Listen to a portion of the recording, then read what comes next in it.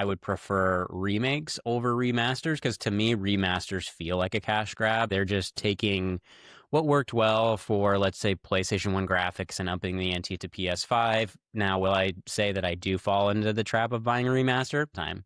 Like Sly Cooper, like obviously we talked about that at length. Like if it does come out for PS5, and I think it did recently, I did buy it, but I did buy it because I want them to see that there is still love for that IP. Yeah, That may it's a weird. right.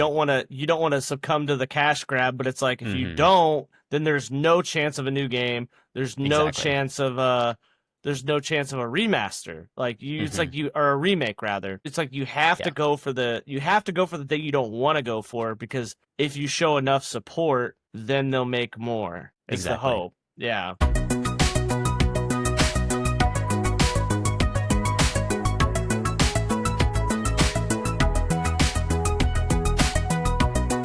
What's up, everybody?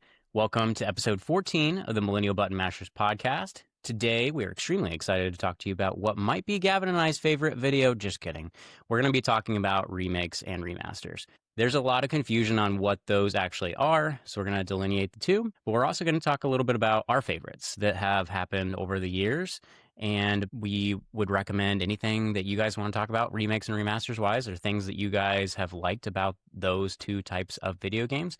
Put those in the comments. We'd be curious to hear from you what your favorite experience for these types of video games are. But before we jump in, games we're playing right now. Gavin, I'll actually give you the opportunity to tell us a little bit about what you've been playing these past couple weeks. Yeah, past couple weeks mostly have been comprised of Slay the Spire 2, Pokopia, and then actually kind of playing Pokemon Champions right now. I got into a match right before we started recording, and it's run into record time, so do that. Also, I joined a Pokemon Draft League, which Nice. is similar to, I guess the closest way I could compare it's like a fantasy football, but with Pokemon. So what everyone does is that, like, you have 15 different teams, and then you take turns drafting Pokemon, and you build your team, and then you battle said teams throughout a certain number of weeks. And like, for example, if I draft Pikachu, no one else can have Pikachu. I'm the only one that gets to have the Pikachu, so on and so forth. Like, all that stuff. So the draft finished up last week, and we're jumping into the first week of competition. Basically, you have a whole week to get with whoever your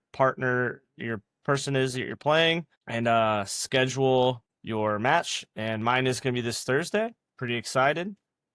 Should be fun. Should be fun to get Nice. into. Yeah. And is this through Pokemon Champions, or like how are you guys coordinating Well, the draft and everything? so everything is going to be played on a website called Pokemon Showdown, Okay. which Is is this like official Pokemon Company not website or no? technically. Okay.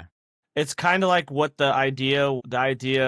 It's kind of like what Champions is almost modeled after. It's like a website that's been used for like years for people to battle online, and it's been a fun way to do that. And yeah, we'll battle on that because the set of Pokemon that we use to draft isn't. Some of them aren't on Pokemon Champions. I think had we done it to where like it was only Pokemon Champions Pokemon, we probably would have like played on Champions, but since that's not the case, that's we're playing on Pokemon Showdown. It's a similar thing, but it's on a web browser, so it's not 3D graphics and all that stuff, but it's That's still pretty cool. good.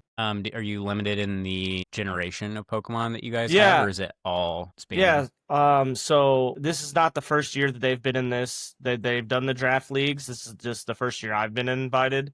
Okay.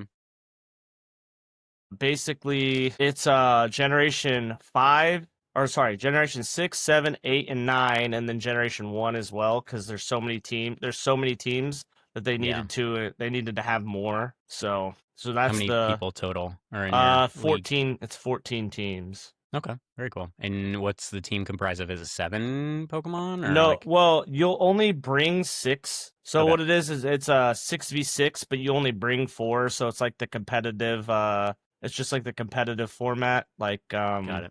like how that is, but you draft 10 Pokemon, so you have like a wide. It's just like I said, fantasy football. You have your starters and your bench. Yeah. Like, so that way, like if one of my Pokemon isn't good into your team, I'm not gonna bring it that week. So like it sits on the bench. But yeah, it'd be pretty fun. I'm excited about it. First time Nice. doing That'd it, be so cool. yeah. Very cool. Yeah, keep us posted on how that Yeah, goes for because that's sure. really interesting, especially coming from a guy that did fantasy football back in college, but has definitely fallen off. That could be Hmm. a segue back into that, especially because I think that's a little bit more interesting than, frankly, pro football. Sometimes Yeah, I like yeah, college yeah, yeah. football, but yeah. Anything else you're playing outside of Pokemon That's Champions and pretty much all that. Pretty much all I've been yeah? playing. How about you, Dylan? Nice. So I finished Pokopia finally, rolled credits on it probably a couple days ago, maybe a week ago. I also recorded yesterday just like a first impressions of Pokopia and just why I think it's probably Game of the Year worthy. I think the TLDR, and I won't spoil it if you guys want to listen to that, definitely keep us posted. But it's basically a great amalgamation of what makes cozy games fun, but also exploration games fun, and also what makes Minecraft so addictive. I think it's all three of those wrapped into a great package, but it also has the nostalgic play of bringing historical Pokemon into the mix just to kind of like live alongside the Pokemon. So I think it's definitely Game of the Year worthy in my eyes. I think it's opened a lot of people's eyes to Pokemon in general, like people that were just a little burnt out on Pokemon, for lack of better words. So I'm really excited to see like what the overall longevity of this game looks like because I know they're continuing to release new things. So yeah, rolled credits on it. Very excited to continue to play. Actually, probably won't play near as much as I had. I think I'm closing up on like 45-ish hours in the game, which if you know me, that's a long time, especially given I've only played it for, let's say, a month ish. I was a little bit of a late adopter, so very good. And then Donkey Kong Bonanza. I jumped into that as well with the Nintendo Switch 2. I am liking it. I think in terms of like Mario Odyssey versus Donkey Kong Bonanza, I would still probably prefer Mario Odyssey, but they are very similar play styles with like the open level based concept. I will say when I first started the mechanic of like busting down all the rocks and stuff around you, I figured that would get repetitive quickly. It hasn't actually. It started kind of rough, but then I got used to it, got used to the mechanics.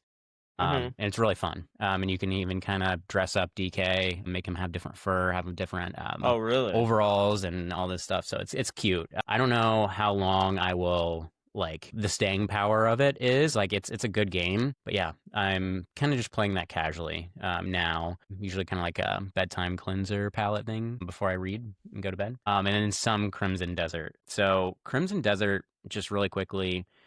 I do like it. I know like my opinion was kind of wishy-washy at the start. I do like it. It's just really overwhelming. And it's one of those things too, like if you're gonna play it, you're gonna be full bore into it because of the systems that are involved in it. So Hmm. I'll keep everybody posted in terms of my overall opinion once I've jumped into that fully. But there's so many good games that I don't want to sink my teeth too deep into something like this. Yeah. At least not right now, because something we'll talk about inevitably in the coming weeks, I'm sure, is Mouse PI for Hire just came out. I was Heard, actually about to bring that up. Yeah. yeah, nothing but good things. Your brother's played it too, right? Yeah, yeah, he's been playing it and has been enjoying the heck out of it. I'll Yeah, probably pick it up sometime this week and start playing. nice. Yeah, So, I'm excited to play it. The noir detective style game mixed with the Cuphead like graphics and like the Doom game mechanics. I hmm. think it's just a match made in heaven. I think the attention to detail of it has been cool too to see. Like at least on There, the reels and things I see on YouTube. yeah, there has been a comical IGN review of that Mm-hmm. game. I saw that. I think those IGN reviewers are just it's rage bait. It feels like it's rage bait No, at this totally. point cuz like how do you like one of their chief complaints in a game that's filled with mice, every character is a mouse. How are you going to complain The that cheese like there's puns. cheese puns? Like how are you going to complain about that? Like that's It's like petty, I think. I don't know. I'm playing Pokopia. Man, why are there so many Pokemon? Like Yeah. it's the same like in my head it's the same complaint, like the same type of Mm-hmm. complaint. It's silly, very Right. silly complaint. And I mean, I he's agree. rightfully being clowned on all over the internet for that take. Oh, yeah, So, totally. Yeah, I've seen a lot of people being pissed off at him. And frankly, like you said, Gavin, like IGN's reviews, I respect IGN for what they are, but the reviews are not always great because they poke holes in things that don't necessarily need poked. So or I think that more than anything, that's what it is. another famously bad one is the Cuphead review. The guy was What so did he bad say at about he Cuphead? was so bad at the game he couldn't get through the tutorial level, and he was just like, "This is a bad game, hard, can't do it." Like you know the little section What? where it teaches you how to double jump. It Yeah. teaches you how to do the double jump. He just couldn't figure it out. great. Yeah, and he he's just like, gave so he up. just rips it. Yeah, he just rips the game. Between that and then like it's got too much water on a Pokemon game, like all that stuff. It's silly. That is But yeah, silly. I mean, it's crazy. They're a pillar of the gaming community, but they're turning themselves into a laughing stock. Right. Woof. All right. Yeah. Well, should we jump into the main topic of today's episode? Let's do it. As Dylan alluded to in the opening, we are going to be talking about remasters and remakes. I love them or hate them, they're going to continue to happen because people like me, people like Dylan, and probably, if you're listening to this, people like you have continued to fall for the nostalgia pull on them.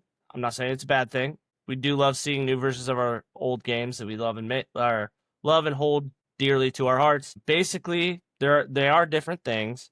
A remaster is the exact same game, but they turn up the graphics from your N64 type graphics. They just graphically scale it up, but it's the exact same game, plays the same, handles the same, but just looks prettier. Whereas a remake is where they take the game apart, they rebuild it from the ground up. Sometimes they'll add extra mechanics, they'll do new features, and even sometimes they'll throw in new story beats. They're like something that maybe couldn't fit in last time and they like had a good idea for it, or something along those lines.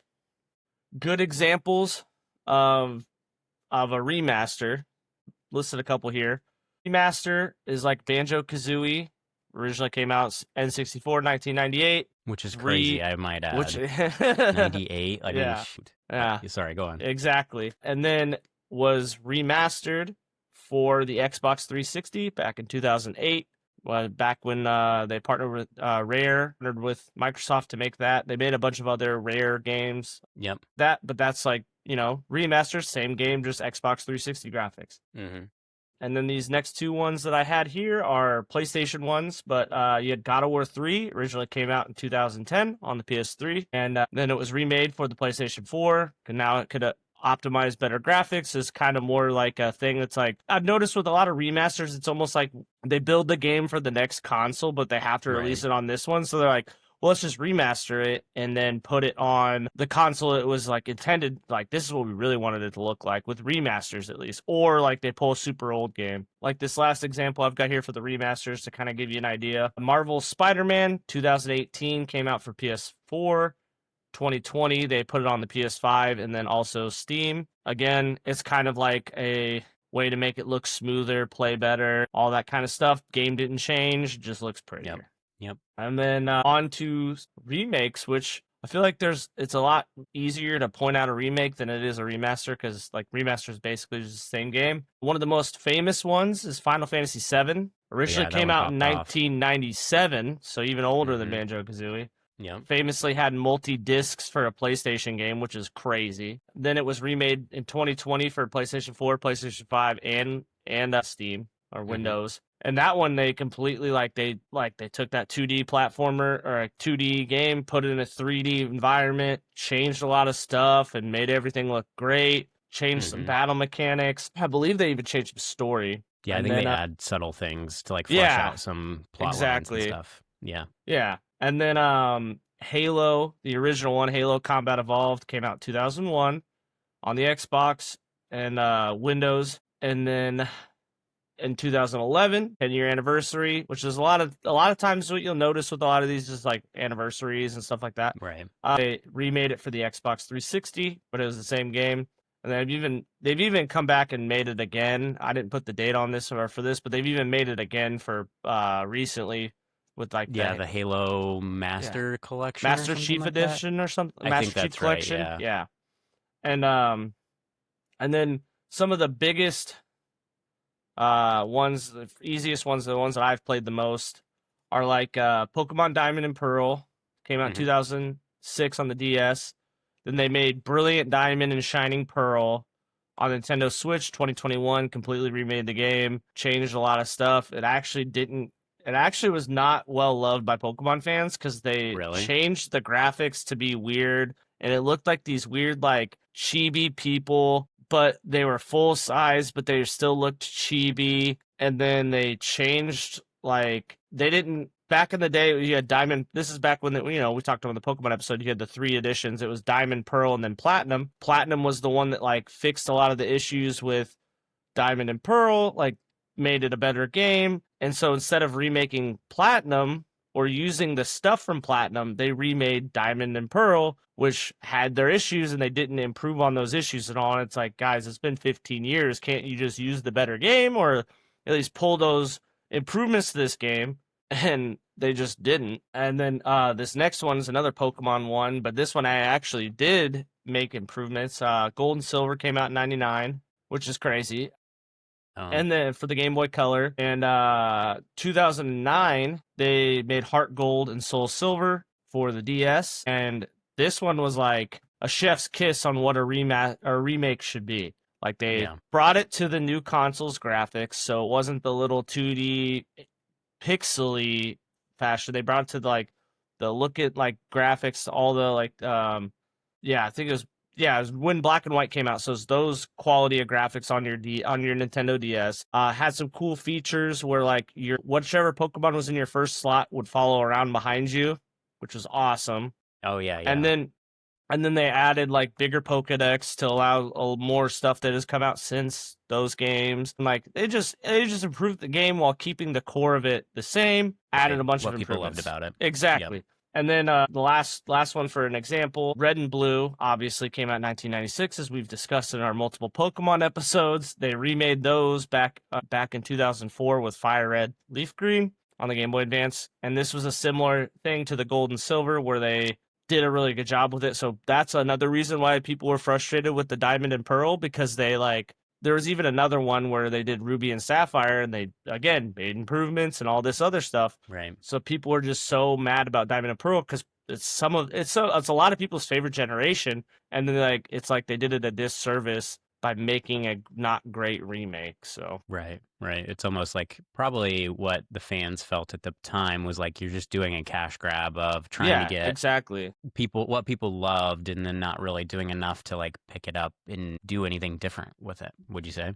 Yeah, precisely. It was just like, well, I'm going to spend money on this because that's my favorite generation. But come on, man, what are we doing? Right, exactly. But so what remakes or remasters have you played in recent times, and then what's your opinion on them? Like, how do you feel about them in general? Yeah, it's a good question. I mean, the cynical part of me is like, we should probably just move on into new IP, but the consumer in me is like, I want the the warm hug of, IP that I have grown up with or that I've spent a lot of hours in. And so I'm kind of torn between that. I think, if anything, I would prefer remakes over remasters, because to me, remasters feel like a cash grab. That's kind of what they are, in a sense. Like, they're just taking what worked well for, let's say, PlayStation 1 graphics and upping the ante to PS5. Now, will I say that I do fall into the trap of buying a remaster? Time.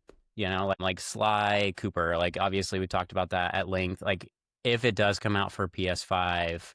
and I think it did recently. I did buy it. It might have been PS4, but I did buy it because I want them to see that there's still love for that IP. Yeah, it's a weird thing. Right. You don't want to succumb to the cash grab, but it's like if you don't, then there's no chance of a new game. There's no chance of a remaster. Like it's like or a remake rather. So it's like you have to go for the thing you don't want to go for, because if you show enough support, then they'll make more. Is the hope. Yeah. Exactly. That's the exact hope. Yeah. So that's exactly what happened with Crash Bandicoot. Because they did the warped or the Crash the original trilogy that one's a weird in between, because it's like, I know, yeah, it's technically a remaster, but it's also technically a remake because they changed enough stuff about it. But so that one's a weird middle ground of which one is it? But then because of that, they made Crash 4, which has a great title. It's About Time. Yep. But it's real tough. I'm a sucker for them. I was just scrolling through Steam. I have Tony Hawk's Pro Skater 1 and 2, Tony Hawk's Pro Skater 3 and 4, which those are technically remakes. Those are remakes still, but I feel like they're still nostalgia cash grab. For sure. I have BioShock Remastered, BioShock 2 Remastered. Yeah. The Crash Bandicoot. I have a bunch of this. I have the original Final Fantasy VII, and then they did do a remaster of it in 2013 to make it have better graphics, and I have that version of it as well.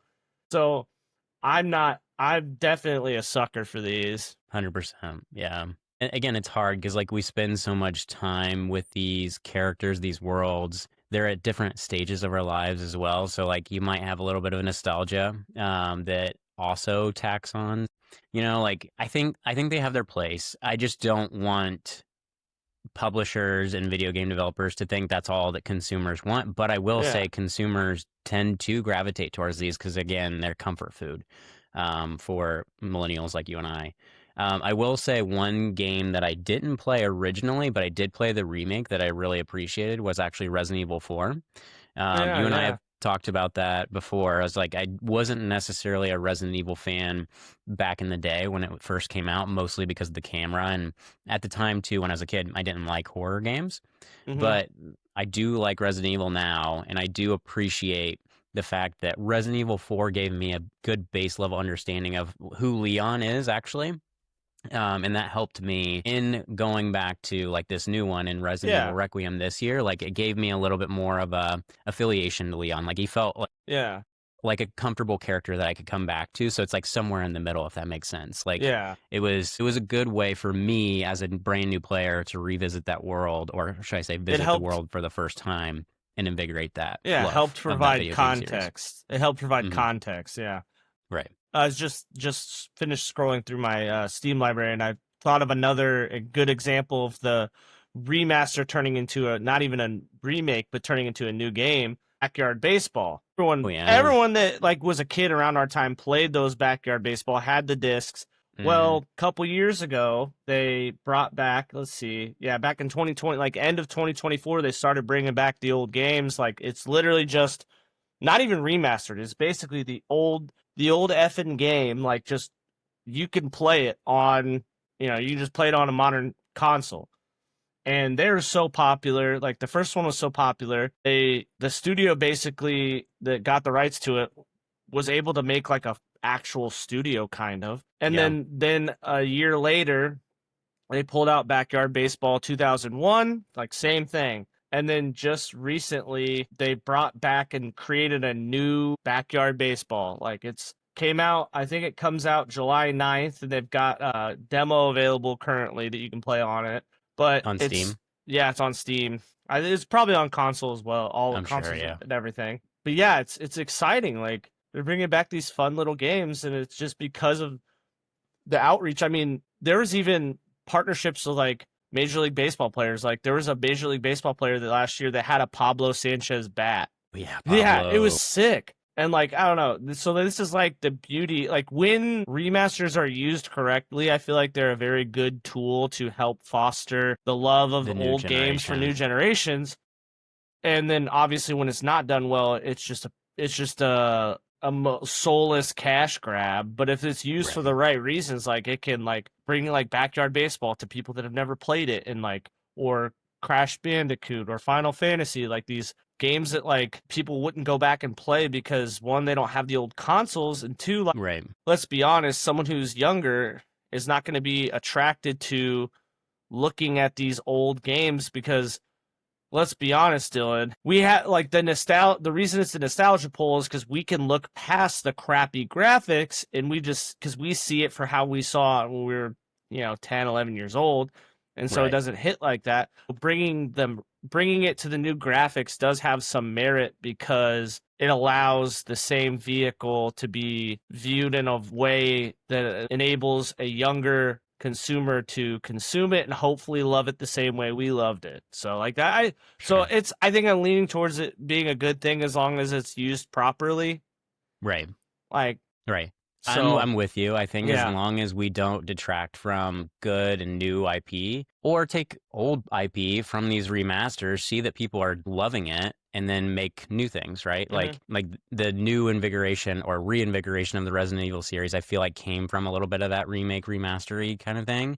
yeah, Same thing with obviously Crash Bandicoot as we mentioned too. So, yeah, do we want to move into rapid fire fun yeah, questions yeah. on We could remakes and remasters? yeah, go into our rapid fire questions. The first one here is not not a remaster remake question, but it's topical because it's been something we've been talking about on every episode since it released. Yes. What is your favorite Pokemon that you've found so far in Pokopia? Dylan, Yeah. I'll let you go first since you've actually finished the game. I have not, but I'm kind of surprised by that actually, but we'll have to talk about that busy. some other time. I've been a busy lad. Been a busy Busy lad. bee. Yes, that's true. So I think my favorite Pokemon that I've encountered so far in Pokopia is probably Arcanine. I actually have him living in my main house in Withering Meadows or whatever. I don't know. I've always liked him as I guess I'm calling it a him, they, whatever. Yeah. I always liked them as a Pokemon because of the art style of the character, obviously, plus the fire type Pokemon. I don't know Mm-hmm. why. Like, I never really been able to find him in the main game, or if I do, it's very rare that I find like a Growlithe and get him up to an Arcanine. So I just have like a little bit of like nostalgic Yeah. love for him. He's a big Plus, he's huge in the game too. So like, he just like trots alongside you, and I don't know. he's I a like big it. fluffy But dog. Who doesn't love yeah, that? Like, so let's be anywho, honest. Like, yeah. What yeah. about you though? I mean, let's be honest. As soon as we knew it was in the game, you knew what I was gonna say here. Is Piplup. Oh yeah. Yeah, I'm a big fan of penguins. Recently just went to an aquarium on a trip, and we spent a good amount of time just sitting there watching the penguins. It was pretty awesome. Yeah. But yeah, Piplup. I don't know. He's a cute little penguin. Yeah, he's got a little cute mechanic in the game too. Not to be Yeah. spoilery or anything, but there's like little muck around the beach Mm-hmm. area, and he's able to clean up the little tar pits or whatever you would Yeah. even call it. So Yeah. little sludge. But anyhow, Yep. next one. Next one. Do you have a favorite remaster or remake that you've played recently or ever? Yeah, kind of talked about this a little bit. Resident Evil 4, obviously remake. I don't know that there's another remake that I would consider like, yes, I love this. I would honestly say one thing that I would like for a remake to be possible, and I know this is kind of going into the next question a little bit here. Two that I would love to see: Bloodborne either remastered or remade for the newer consoles, just to like firm up the graphics and make sure that it's a little bit Sure. fleshed out for the newer wave consoles. I doubt we'll ever get that, but that's fine. If anything, it would be nice to have a remake of that too, and so just like flesh it out and make it more content, more bosses. That would be cool too. Mm-hmm. But yeah, I don't know if I have any favorite remasters or remakes outside of Resident Evil 4, to be honest. Okay. At least I'm blanking on some good ones. All so. good. For me, Yeah. I had one of each. I think my favorite remake I would say is probably Heart Gold, Soul Silver, that Yeah. Pokemon game. Mhm. It's just a great thing, a great game. Like I said earlier, it took all the good things from the Gold, Silver, Crystal series, revamped it up for the new graphics, took it to the next level, added more Pokemon in. Having your first Pokemon in your party follow you around is like whatever Pokemon it is. It was awesome. Like, it's awesome. Adds that little more like friendliness and like attachment to that Pokemon, because you would, have you following you around, just waddling around or rolling if it's all that kind of stuff. Or another, probably one of my favorite games ever, Legend of Zelda Wind Waker remaster. This one is a remaster, but it's it's one of my favorite games ever, so a remaster of it is going to automatically be up there in contention for a game I really like. For sure. Yeah. And then last question here. You kind of alluded to this, but I'll let you talk about your other one here. What is one game you would like to see remade or remastered? Yeah. So slightly changing my answer from what I was originally going to say, because I was thinking about this today, and it's mostly going to go back into the Nintendo ecosystem, but going back to episode 1, I think, or 2, whenever we did like the nostalgic first games that we got exposed to, Donkey Kong 64 would actually be really cool to remake.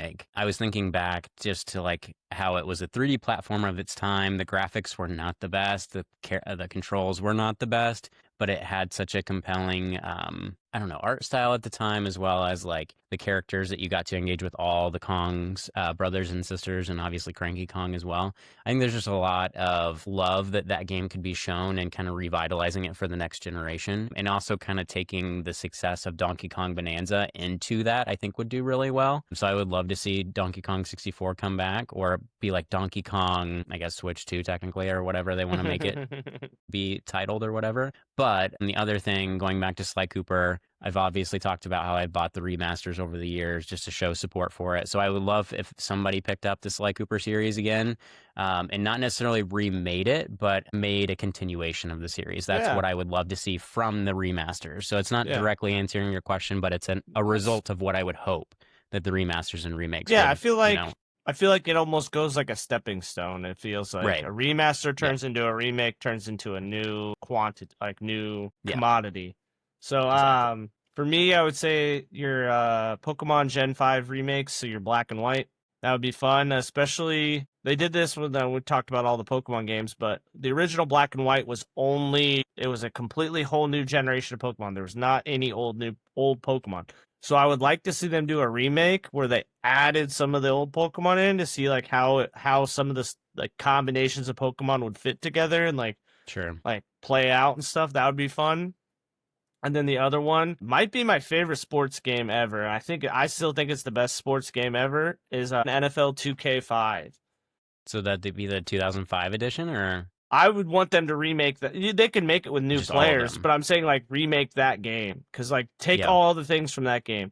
Like that game had it all. Like it actually had like early stages of what you would like call AI because it could learn how you played the game and you could play yourself or you could send a code to a friend and they could play you offline and it analyzed how you would play the game and it would like play the game how you would play it. Like, does he typically call a run play here? Well, run play, does he like that kind of stuff? And the same with like defenses. It was really cool, way ahead of his time.